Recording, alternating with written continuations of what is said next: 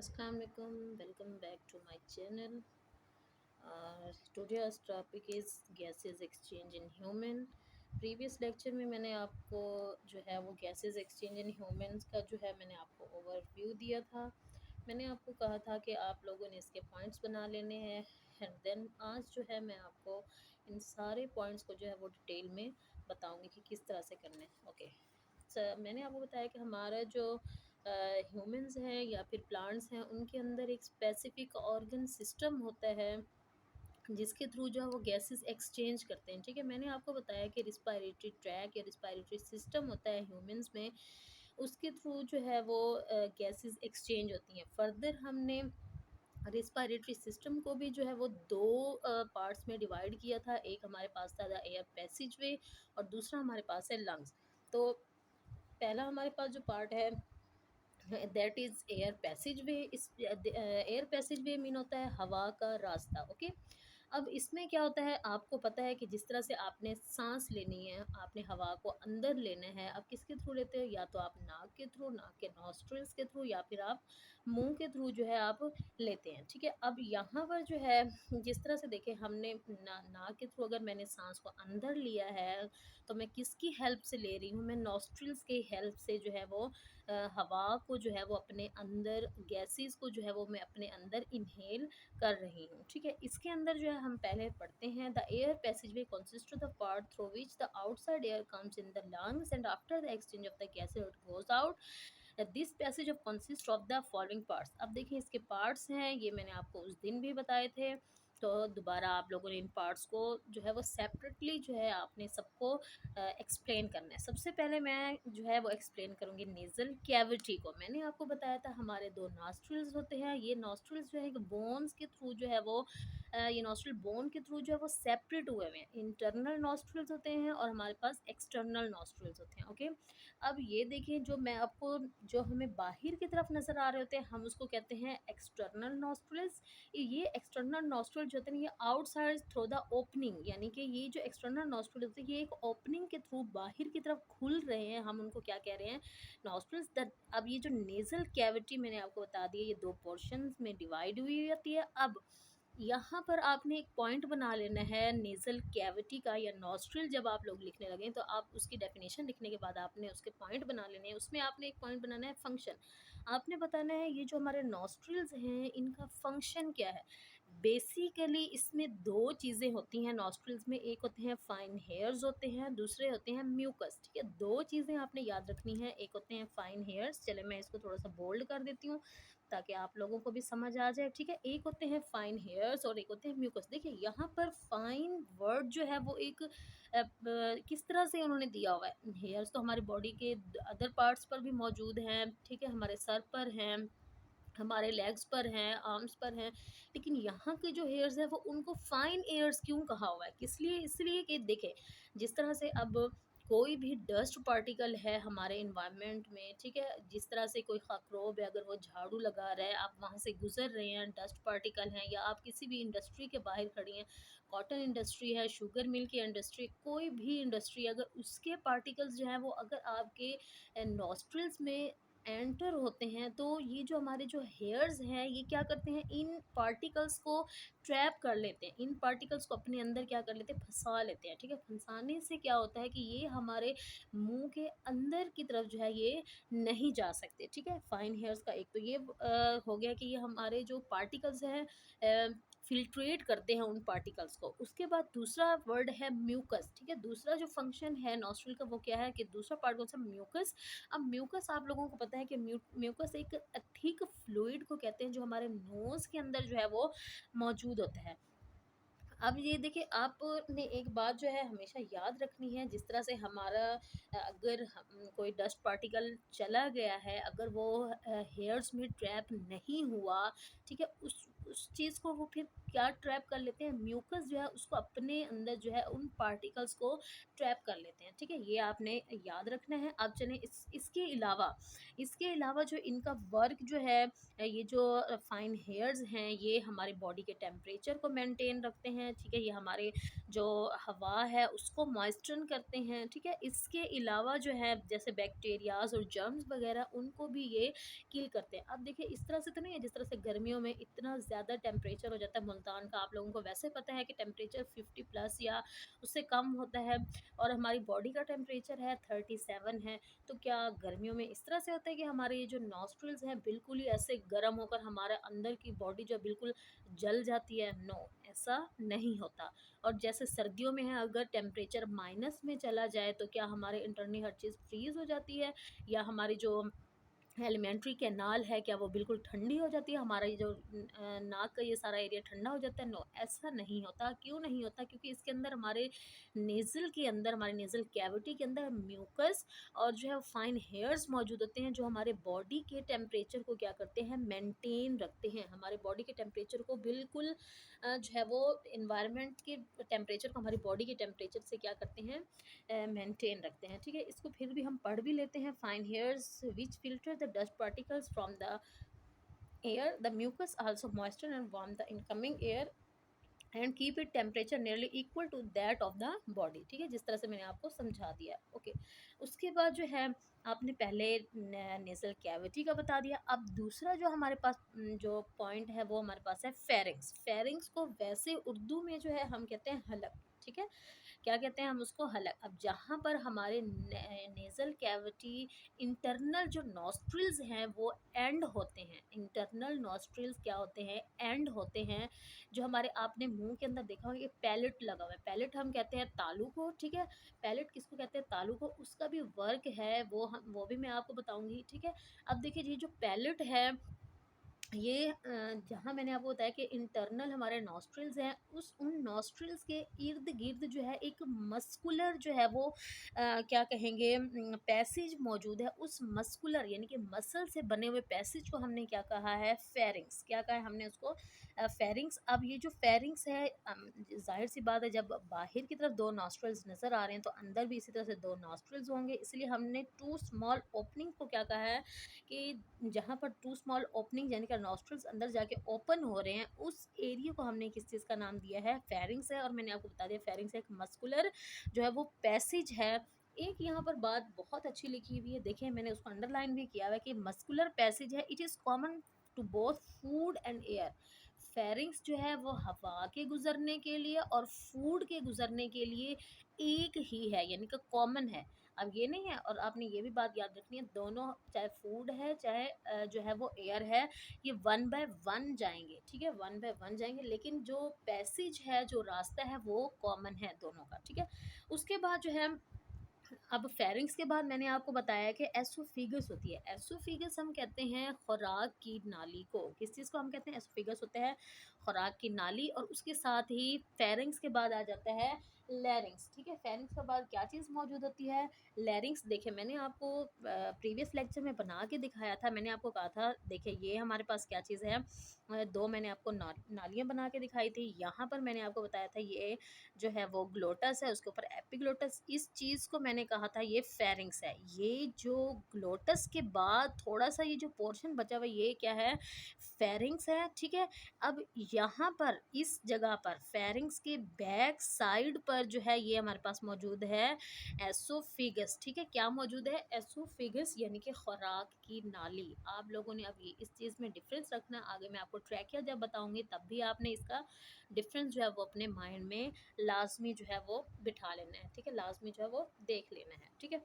अब जो है यहाँ मैंने आपको बताना शुरू किया है कि फेरिंग्स के बाद आ जाता है लैरिंग्स, सॉरी एसोफिगस। एसोफिगस के साथ ही क्या होती है, लैरिंग्स भी मौजूद होती है। लैरिंग्स को बेसिकली हम कहते हैं वॉइस बॉक्स, यानी कि जिस तरह से आप देखिए मैं बोल रही हूँ, मेरी आवाज़ जिस तरह से प्रोड्यूस हो रही है, ये किस किस जो हमारा ऑर्गन है किसके थ्रू आ रही है, ये हमारे लैरिंग्स के थ्रू जो है ये आ रही है, ठीक है। जिस तरह से फिजिक्स में हम पढ़ते हैं कि वाइब्रेटिंग ऑर्गन्स या वाइब्रेटिंग जो चीज़ें होती है वो चीज़ों के वाइब्रेट करने से आवाज़ प्रोड्यूस होती है, तो क्या हमारी भी ये थोरेसिक कैविटी में जो है वो कोई इस तरह के वाइब्रेटिंग आला लगा हुआ है? जी बिल्कुल, इस तरह से है कि यहाँ पर कुछ बैंड्स मौजूद हैं जो मैं आपको आगे जाके बताऊँगी, ठीक है? जिनको हम वोकल कॉर्ड्स कहते हैं, उनसे जब हवा टकराती है तो क्या होता है, ये साउंड प्रोड्यूस करते हैं, ठीक है? अब मैंने आपको ग्लोटस और एपिग्लोटस का मैंने यहाँ पर आपको बताया हुआ है, देखिए यहाँ भी हम पढ़ लेते हैं। The air goes from the pharynx into the larynx. We know that glottis is narrow opening at the floor of the pharynx which leads to the into the larynx, ठीक है? ये क्या है, floor of the pharynx which lead to the larynx। चले, मैं अगर आपको ये चीज़ समझ नहीं आ रही तो मैं आपको एक आसानी के लिए एक साइड पर बना के दिखा देती हूँ। देखिए मैं यहाँ पर दो ट्यूब्स बनाने लगी हूँ। ये मैंने बनाई है एसोफिगस, ठीक है? ये बैक साइड पर जो मौजूद है ये एसोफिगस है, ठीक है? अब ये यहाँ पर फ्लैप ऑफ टिश्यू मौजूद है और ये जो एक नैरो ओपनिंग है, ये वाली जो मैंने बनाई है, इस नैरो ओपनिंग को जो है हमने कहना है इस नैरो ओपनिंग को नाम दिया हमने ग्लोटस का, ठीक है? इस नैरो ओपनिंग को किस चीज़ का नाम दिया? ग्लोटस का।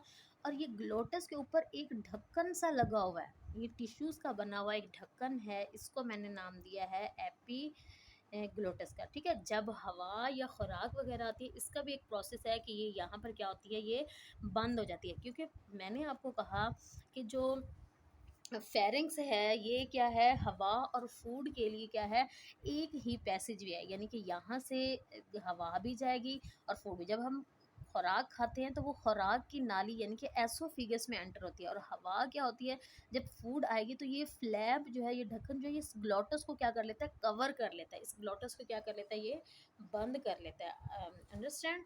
चलें, उसके बाद हमारे पास आ जाता है कि ग्लोटस के मैंने आपको बता दिया है। नेक्स्ट यहाँ पर एक क्वेश्चन आता है और हमेशा शॉर्ट क्वेश्चन आता है बोर्ड में कि डिफरेंस बिटवीन ग्लोटस एंड एपिग्लोटस। ये आप लोगों ने डिफरेंस इसका याद रखना है कि ग्लोटस क्या है, एक नैरो ओपनिंग है जो कि मौजूद है at the floor of the pharynx, जबकि एपिग्लोटस जो है वो एक क्या कहेंगे, कार्टिलेज का बना हुआ या टिश्यूज़ का बना हुआ एक जो है वो ढक्कन है जो कि कवर करता है किस चीज़ को, ग्लोटस को। अंडरस्टैंड? चलिए अब नेक्स्ट हम जाते हैं। नेक्स्ट आपने पॉइंट यहाँ पर लिखना है वॉइस बॉक्स यानी कि लैरिंग्स, ठीक है? पहला पॉइंट हमारे पास था नॉस्ट्रिल्स या फिर नेसल कैविटी, दूसरा आपके पास आ जाता है फेरिंग्स। नंबर 3 पर आपने लिखना है यहाँ पर वॉइस बॉक्स या फिर हम इसको लैरिंग्स भी कह सकते हैं, ठीक है? अब आप लोगों ने एक बात याद रखनी है, जब हमारे इंटरनल नॉस्ट्रल्स ओपन होते हैं, फेरिंग्स आता है, उसके बाद जब लैरिंग्स स्टार्ट होता है ना, वहाँ से फेरिंग्स और ट्रैकिया के दरमियान जो है, ठीक है, किसके दरमियान, फेरिंग्स और ट्रैकिया के दरमियान एक हमारे पास जो है वो बॉक्स मौजूद होता है। उस बॉक्स को हमने किस चीज़ का नाम दिया है, लैरिंग्स का नाम दिया, या हम उसको वॉइस बॉक्स भी कहते हैं। अब आपने एक बात याद रखनी है, मैंने आपको बताया अब दो चीज़ें हैं, एक होती है साउंड और एक होता है वॉइस, ठीक है? साउंड और वॉइस में डिफरेंस ये है, देखिए साउंड तो हर चीज़ प्रोड्यूस कर सकती है, जैसे एनिमल्स हैं वो भी साउंड प्रोड्यूस करते हैं, ठीक है? और मुख्तलिफ जब हवा चलती है उसका भी साउंड होता है, लेकिन ये जो वॉइस है ये सिर्फ अल्लाह पाक ने अशरफुल मखलूक़ात को जो है ये दी है कि जब देखिए जिस तरह से हम बोलते हैं तो हम मुख्तलिफ तरह की जो है वो आवाज़ प्रोड्यूस होती है, मुख्तलिफ तरह की वॉइस निकलती है, ठीक है? ये किस वजह से होती है कि हमारी बॉडी के अंदर सॉरी जो हमारे फेस है उसके अंदर जो है वो लिप्स की मूवमेंट से, चीक्स की, टंग की मूवमेंट से, जाज़ की मूवमेंट से जो है ये जो है वो साउंड जो है वो स्पीच में कन्वर्ट हो जाता है। साउंड किस चीज़ में कन्वर्ट हो जाता है, स्पीच में कन्वर्ट होता है, जिससे जो वो मुख्तलिफ तरह की जो है हमारे आवाज़ जो है वो निकलना स्टार्ट हो जाती है। अब आप लोगों ने एक ऐसा इंसान देखा है जिसके अगर दांत ना हो, जैसे एज्ड लोग होते हैं, तो क्या जिस तरह से हम बोल रहे हैं फ्लुएंटली सही तरह से अल्फाज को निकाल रहे हैं, अदा कर रहे हैं, तो जो यानी कि एज्ड लोग होते हैं जिनके दांत नहीं होते, तो क्या वो इस तरह से बोलते हैं? नहीं। क्यों नहीं बोलते? क्योंकि उनके अंदर दांत जो है वो मौजूद नहीं होते। तो आप लोगों ने एक चीज़ याद रखनी है कि हमारे लिप्स हैं, हमारे चीक्स हैं, हमारी टंग है, हमारे जॉज़ वगैरह है, ये सारा कुछ जो है वो एक वॉइस को प्रोड्यूस करने में क्या करते हैं, हेल्प करते हैं। और दूसरी बात ये है कि ये वॉइस प्रोड्यूस किस तरह से होती है, यानी कि आखिर इस तरह का हमारे जो गला है इसमें क्या लगा हुआ है जिससे हमारी जो है वो वॉइस प्रोड्यूस होती है। आप लोगों ने गिटार को तो देखा होगा, ठीक है? गिटार की जो स्ट्रिंग्स होती हैं, ठीक है? रस्सियाँ सी बारीक-बारीक सी होती हैं, उसको जब आप लोग दबाते हैं सॉरी उसको जब आप लोग हिलाते हैं तो वहाँ से क्या साउंड प्रोड्यूस होता है। इसी तरह से हमारा जो एक ये जो गला है या हमारी जो हम कह लें कि लैरिंक्स है, इसके अंदर 2 बैंड्स जो है वो फाइब्रस बैंड्स मौजूद होते हैं। जिन उन फाइब्रस बैंड को हम कहते हैं वोकल कॉर्ड्स। उन फाइब्रस बैंड्स को हम क्या कहते हैं? वोकल कॉर्ड्स कहते हैं, ठीक है? देखिए यहाँ लिखा भी है कि 2 पेयर्स ऑफ फाइब्रस बैंड्स मौजूद होते हैं, ठीक है? उनको हम कहते हैं वोकल कॉर्ड्स। और ये जो होते हैं ये स्ट्रेच्ड होते हैं, बिल्कुल खींचे हुए होते हैं, तनाव होता है इनमें, ठीक है? जब हम बोलते हैं, जब हम हवा को इन्हेल करते हैं, तब जो है ये हवा जाके इन फाइब्रस बैंड के साथ टकराती है। अब यहाँ पर एक क्वेश्चन पैदा होता है कि जब हम खामोश होके बैठे होते हैं तब भी तो हम हवा को अंदर ले रहे होते हैं, तब क्यों नहीं आवाज़ जो है वो प्रोड्यूस होती? उसका मेन मकसद ये है कि हवा इसीलिए प्रोड्यूस नहीं होती कि जाते वक़्त जो है हवा, क्योंकि हम खामोश हैं, ना हमारे लिप्स वर्क में है, ना हमारी चीक्स वर्क में है, कोई चीज़ भी वर्क में नहीं है। लेकिन जब हम हवा को बाहर निकाल रहे होते हैं, बॉडी से बाहर जो है एक्सहेल कर रहे होते हैं, ठीक है? उस दौरान हमारे ये सारे ऑर्गन्स हमारी हेल्प करते हैं और साथ में हवा जो है हमारे वोकल बैंड से टकरा कर वापस आ रही होती है। इसीलिए क्या करते हैं ये साउंड को प्रोड्यूस करते हैं। Okay, understood? अच्छा, उसके बाद जो आपने लिखना है, जो 4th पॉइंट है यहाँ पर है ट्रैकिया। ट्रैकिया जो है आप लोगों ने बताना है। मैंने आपको कहा, अब मैं आपको एक चीज़ बना के दिखाती हूँ, अलहदा से ही बना के दिखा दूँ या चलें, ये देखें, ये है, मैंने बना दिया ट्रैकिया, ठीक है? ठीक है, ये है ट्रैकिया। और ट्रैकिया जो है सी शेप कार्टिलेज से जो है ये बना हुआ होता है, ठीक है? किस चीज़ से बना होता है? सी शेप कार्टिलेज से ट्रैकिया जो है ये इस तरह से बना हुआ होता है। और ये देखिए, आप लोगों ने मशीन का पाइप देखा है, वो किस तरह से फ्लेक्सिबल होता है, ठीक है? उसको हम क्या कर सकते हैं? दबा भी सकते हैं। इसी तरह से ये जो हमारा ट्रैकिया बना हुआ है ये भी इसी तरह के मशीन के पाइप की तरह होता है। ये जो है अंदर की ये जो बोन्स है ये आपस में मिली हुई नहीं है, सी शेप्ड है। ये क्या किस शेप की है? ये सी शेप्ड की है, ठीक है? ये तकरीबन हमारे पास 12 सेंटीमीटर लॉन्ग, जैसे हमारे पास छोटा स्केल होता है ना, उस जितना जो है ये हमारा ट्रैकिया है मौजूद होता है। और ये कहाँ पर मौजूद होता है? जहाँ हमारी एसोफिगस मौजूद होती है ना, उसके फ्रंट पर। अब मैंने उस वक्त आप लोगों को एक चीज़ कही थी कि आपने एक बात याद रखनी है, जब मैंने आपको ये डायग्राम बना के बताई थी, मैंने कहा था यहाँ पर लैरिंक्स मौजूद होता है और एसोफिगस, लैरिंक्स के बाद यहाँ पर जो है ये सी शेप्ड स्ट्रक्चर स्टार्ट होता है, इस चीज़ को हम कहते हैं ट्रैकिया, ठीक है? अब अगर आपने अपने फेस के फ्रंट साइड पर देखना है तो यहाँ पर ये कार्टिलेज होता है। कार्टिलेज की बैक साइड पर खुराक की क्या चीज़ मौजूद होती है? खुराक की नाली मौजूद होती है, ठीक है? बैक साइड पर खुराक की नाली, जबकि फ्रंट साइड पर ट्रैकिया मौजूद होता है, ठीक है? लेकिन अगर हम इसको देखें एसोफिगस के हिसाब से, तो ये एसोफिगस के फ्रंट पर क्या चीज़ मौजूद है? ट्रैकिया मौजूद है। यहाँ पर उन्होंने यही कुछ लिखा हुआ है, इसको हम पढ़ लेते हैं। वैसे अगर मैं आपको बताऊँ तो हमारा जो ट्रैकिया है ये सिर्फ ये जो हमारे क्लेविकल बोन है, यानी कि ये जो स्ट्रिनम बोल है, यहाँ तक जो है हमारा ये ट्रैकिया मौजूद है। आगे जाकर हमारा ट्रैकिया जो है वो डिवाइड हो जाता है 2 स्मॉलर ट्यूब्स के अंदर। उन 2 स्मॉलर ट्यूब्स को हम क्या कहते हैं? ब्रोंकाई। उन 2 स्मॉलर ट्यूब्स को हमने किस चीज़ का नाम दिया है? ब्रोंकाई। देखिए मैंने यहाँ पर डिवाइड करके आपको दिखा दिया है, ये ट्रैकिया था।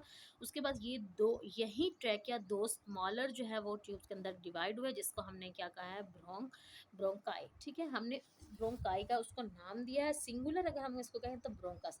अब आप लोगों ने याद रखना है कि जिस जिस तरह से ये ट्रैकिया आगे डिवाइड होता जाएगा, क्योंकि हमें पता है जो सॉरी, ट्रैकिया जो है वो कार्टिलेज का बना हुआ है। किस चीज़ से बना हुआ है? कार्टिलेजनस रिंग से। कार्टिलेज होती है जो हमारी बॉडी की ऐसी बोन जो क्या होती है? फ्लेक्सिबल होती है, लचकदार होती है, ठीक है? तो जैसे जैसे ट्रैकिया आगे डिवाइड होता जाएगा ये कार्टिलेज उसके अंदर आहिस्ता आहिस्ता क्या होता जाएगा? ख़त्म होता जाएगा, ठीक है? अब देखिए कार्टिलेज आगे डिवाइड हुआ है ब्रोंकाई में, अभी इसके अंदर कार्टिलेजनस जो रिंग्स हैं वो मौजूद होंगी। उसके बाद जो है हमने ये देखना है कि इसके अंदर कार्टिलेजिनस प्लेट्स भी इसकी वॉल्स पर मौजूद होती हैं। अच्छा, अब आपने एक चीज़ ये नोट डाउन करनी है कि ये जो आपके पास 2 ब्रोंकाई जो थे, ये फर्दर आगे जाके जो है वो डिवाइड होना स्टार्ट कर देंगे। फर्दर आगे यही वाली जो हैं, आगे जाके क्या करेंगी, डिवाइड होंगी। ठीक है, छोटी-छोटी जो है वो नालियों के अंदर ट्यूब्स में ये डिवाइड होना स्टार्ट हो जाएंगे। मैं रफ़ आप लोगों को बना के दिखा रही हूँ ताकि आप लोग जो है इसको समझें। अब ये तो थे ब्रोंक्यूल्स थे, सॉरी ब्रोंकाई थे। अब ये जो छोटी-छोटी ये ब्रोंकाई डिवाइड हुई हैं छोटी-छोटी नालियों में, उनको हमने क्या कहा है, हमने उनको नाम दिया है ब्रोंक्यूल्स का। ठीक है, किस चीज़ का नाम दिया है, हमने इनको नाम दिया है ब्रोंक्यूल्स का। अब ये जो ब्रोंक्यूल्स हैं, ये एक फाइन ट्यूब्स में आगे जाके जो है वो एंड अप होती है। मींस अगर मैं कहूँ ये एक ट्यूब आ रही है, ये आगे जाके फाइन ट्यूब्स में जो है वो एंड अप होती हैं। हम उन फाइन ट्यूब्स को अब क्या कहते हैं, जहाँ पर मतलब इन ब्रोंक्यूल्स का जो एंड अप है, इन इस एंड अप को हमने कहा है एल्व्यूलर डक्ट। किस चीज़ का नाम दिया हमने इसको, एल्व्यूलर डक्ट। और ये जो एल्वुलर डक्ट है, ये ओपन होते हैं क्लस्टर ऑफ पाउचेस में से। मैं आपको बना के दिखाती हूँ, ये देखें, ये इस तरह का कुछ स्ट्रक्चर मौजूद होता है। इस चीज़ को हम कहते हैं एल्वुलर डक्ट। ये एल्वुलर डक्ट आगे जाके पाउचेस में जो है ये ओपन होते हैं।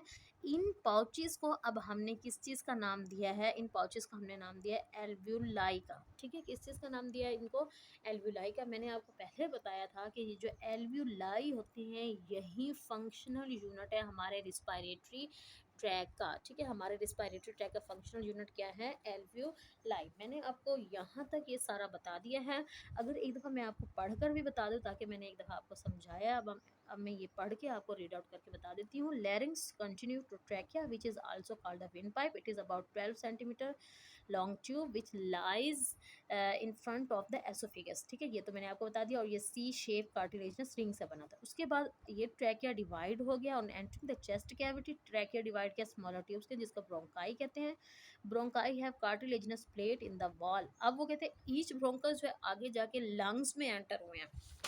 मैंने आपको बना के दिखा दिया। देखिए, 2 लंग्स हैं। अब ये दोनों जो ब्रोंकाई हैं, आगे जाके ये लंग्स में एंटर हुए हैं और वहाँ जाके उन्होंने ब्रोंक्यूल्स बना दिए हैं। ठीक है, उसके बाद है bronchioles progressively lose the cartilage as they become narrow. ठीक है, आप लोगों को मैंने कहा कि जब ट्रैकिया था वो कार्टिलेज का बना था, लेकिन आहिस्ता आहिस्ता जैसे आगे डिवीजन होती गई है, कार्टिलेज जो है वो ख़त्म होता गया है। यहाँ पर उन्होंने लिख भी दिया है। ठीक है, उसके बाद ये जो ब्रोंक्यूल्स हैं, ये फाइन ट्यूब्स में एंड अप हुई हैं, उनको एल्वुलर डक्ट कहा है। ईच एल्वुलर डक्ट ओपन हुई हैं एक क्लस्टर ऑफ पाउचेस में, जिनको उन्होंने क्या किस चीज़ का नाम दिया है, सॉरी, जिसको जो है उन्होंने नाम दिया है एल्व्यूलाई का। अब आपने एक चीज़ याद रखनी है, ये जो हमारे पास एल्व्यूलाई हैं, इसके इर्द गिर्द क्लस्टर्स ऑफ कैपिलरीज मौजूद होती हैं। इनके ये कैपिलरीज के गुच्छे के साथ जो है ना, ये क्या हुई होती हैं, सराउंड हुई हुई होती हैं। ठीक है, इसके इर्द गिर्द क्या चीज़ मौजूद होती है, क्लस्टर ऑफ जो है वो सॉरी, इसके अंदर जो है वो क्लस्टर ऑफ कैपिलरीज मौजूद होती है। आप लोगों ने एक चीज़ याद रखनी है कि देखें, जब हमने हमारा मेन मकसद क्या है कि हमने ब्लड के अंदर ऑक्सीजन को लेकर जाना है। तो अब जिस तरह से हवा एंटर हुई है, और आपने एक बात माइंड में रखनी, कैपिलरीज बहुत ही बारीक सिंगल सेल से बनी हुई होती हैं। कैपिलरीज बहुत बारीक सिंगल सेल से बनी हुई हमारे पास जो है वो ट्यूब होती हैं। अब ये जो है यहाँ पर इसके अंदर क्या होता है कि जब कैपिलरीज के, अब से मैं कहूँ ये कैपिलरीज है। ठीक है, अब इसके अंदर क्या होगा, कैपिलरीज, अब ऑक्सीजन ने क्या करना है, ब्लड के अंदर दाखिल होना है, और ब्लड से जो है कार्बन डाइऑक्साइड ने जो है वो किस कहाँ जाना है, लंग्स में। ठीक है, ये प्रोसेस होता है कि हमारी गैसेस के एक्सचेंज का। देखें, क्योंकि हमारी बॉडी को ऑक्सीजन की ज़रूरत होती है, इसलिए ऑक्सीजन कैपिलरीज के थ्रू ब्लड में चली जाती है, और ब्लड के अंदर जो कार्बन डाइऑक्साइड मौजूद होती है वो वापस लंग्स में जाकर हमारे जो है दोबारा से एयर पैसेज वे के थ्रू वो बाहर निकल जाती है। ठीक है, ये होता है इसमें।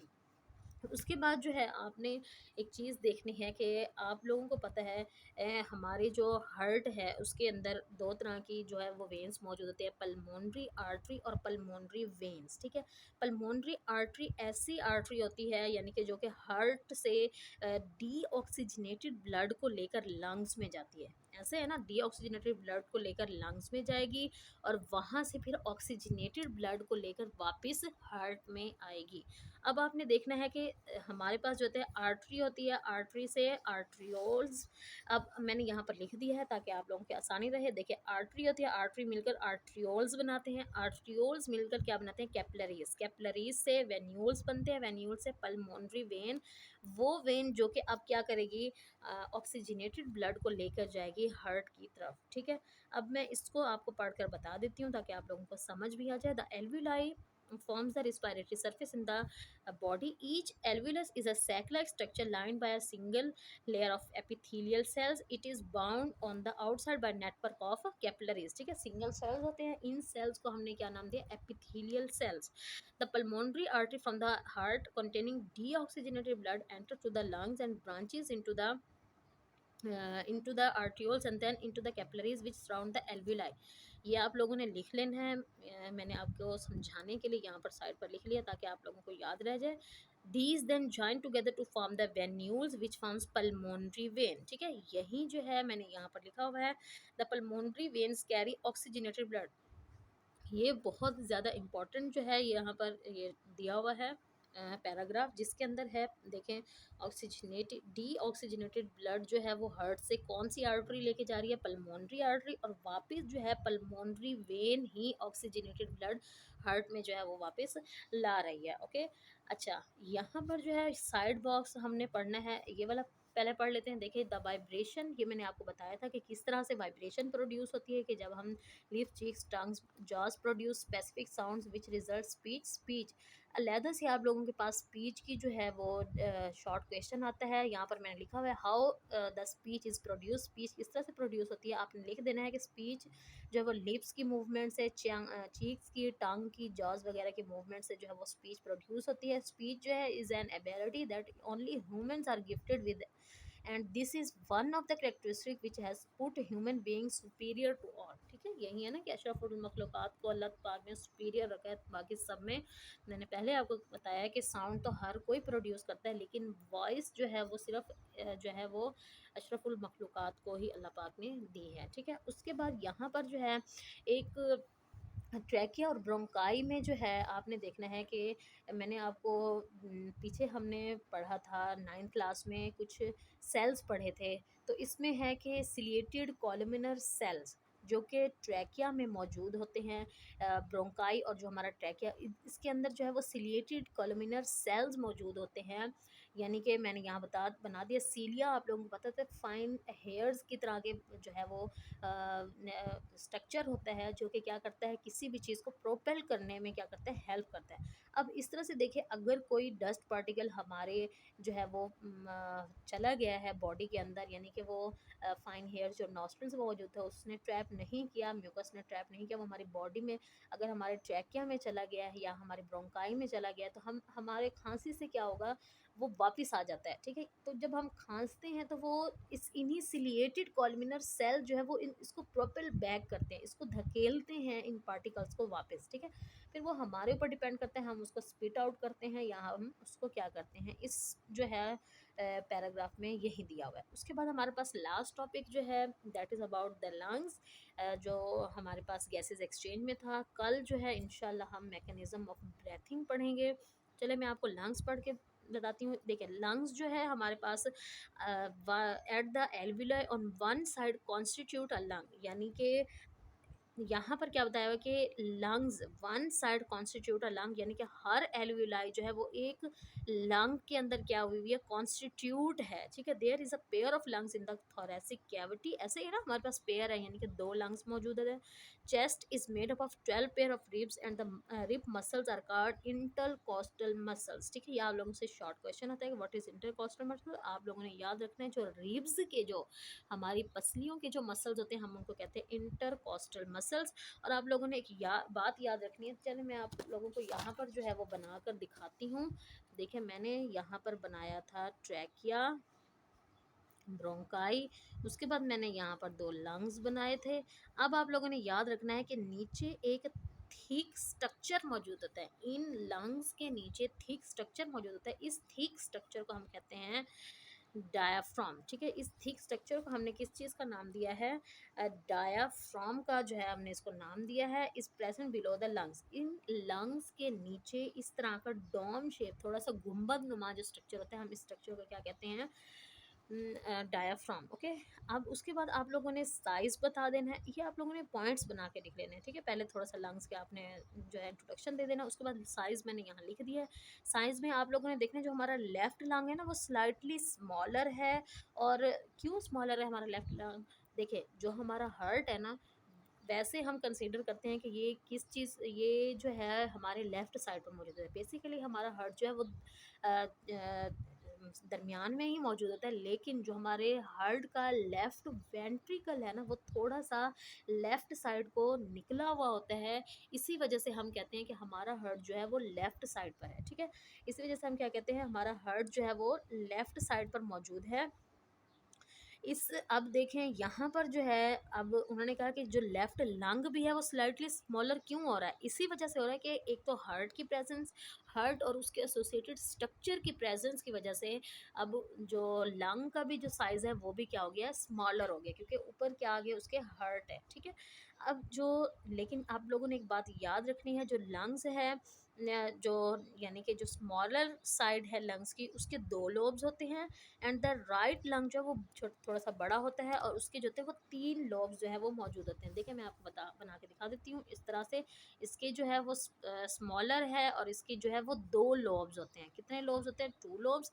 अब ये वाला जो हमारा लंग है राइट साइड का, ये थोड़ा सा बड़ा भी होता है, और इसके क्या होते हैं, 3 लॉब्स जो है वो मौजूद होते हैं। ठीक है, इसके क्या होते हैं, 3 लॉब्स मौजूद होते हैं। चलें, उसके बाद है कि आप लोगों ने एक चीज़ और भी याद रखनी है। आप लोगों ने वैसे भी देखा होगा, जैसे बकरा ईद आ रही है, तो आप लोग ने एग्जामिन करना है लंग्स को लेके। स्पॉन्जी टाइप होते हैं लंग्स, किस तरह से, यानी कि सुराखदार होते हैं।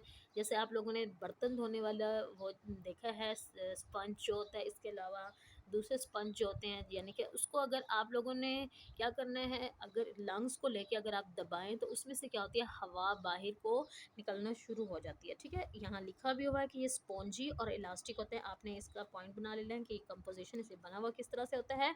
The lungs also have blood vessels that are branches of pulmonary artery and veins. इसके अंदर भी ब्लड वेसल्स होते हैं। Each lung is enclose by a membrane. ये एक बहुत इंपॉर्टेंट जो है बात है। यहाँ मैं आपको बताती हूँ प्लूरल मेम्ब्रेन। अब जो हमारे पास लंग्स हैं, लंग्स जो है वो एक मेम्ब्रेन से उसकी कवरिंग हुई हुई होती है। इस तरह से मेम्ब्रेन से क्या हुए होते हैं, ये कवर हुए हुए होते हैं। ठीक है, बाहर की तरफ मेम्ब्रेन होते हैं। 2 जो है प्लूरल मेम्ब्रेन्स होती हैं। एक होते हैं इंटरनल प्लूरल मेम्ब्रेन्स और एक होते हैं एक्सटर्नल प्लूरल मेम्ब्रेन्स। ठीक है, अब प्लूरल मेम्ब्रेन्स इन दोनों दोनों मेम्ब्रेन्स, एक्सटर्नल प्लूरल मेम्ब्रेन और इंटरनल प्लूरल मेम्ब्रेन के दरमियान एक फ्लूइड मौजूद होता है। यानी कि जिस तरह से हम, मैंने आपको पहले बताया हमारा लंग क्या होता है, वो स्पॉन्जी टाइप होता है। ठीक है, क्या करता रहता है, कॉन्ट्रैक्ट रिलैक्स होता है। इसी वजह से ये जो प्लूरल मेम्ब्रेन के दरमियान फ्लूइड होता है, ये लुब्रिकेट करता है, हमारे लंग को कॉन्ट्रैक्ट और रिलैक्स करवाने में क्या करता है, हेल्प आउट करता है। चलें इसको पढ़ लेते हैं। The lungs also have blood vessels, यहाँ तक हमने पढ़ लिया था। Each lungs is close by a 2 membrane called the outer pleural membrane and the inner pleural membrane. ठीक है, इसको आपने अंडरलाइन कर लेना है। The membrane enclose a fluid which provide lubrication for the free expanding and contracting movement of the lungs। ठीक है, ये था आप लोगों का कि हमने गैसेस एक्सचेंज देखा है। 2 हमारे पास जो थे वो मेन टॉपिक्स थे। एक एयर पैसेजवे जिसके अंदर हमने नॉस्ट्रिल्स को पढ़ा है, और इसके अलावा हमने फेरिंग्स को पढ़ा है, लैरिंग्स को पढ़ा है, ट्रैकिया, ब्रोंकाई, ब्रोंक्यूल्स, फिर हमने उसके अंदर कैपिलरीज का थोड़ा सा फंक्शन देख लिया। उसके बाद हमने देखा है लंग्स में हवा जाएगी वो क्या करती है, लंग्स का हमने थोड़ा सी कंपोजिशन देख ली है, उसके अंदर मेम्ब्रेन्स देख ली हैं। ये था हमारा आज का टॉपिक, और होप सो आप लोगों को समझ आई होगी। If you have any question ask in comment section, and like and subscribe my channel. Thank you. Allah Hafiz.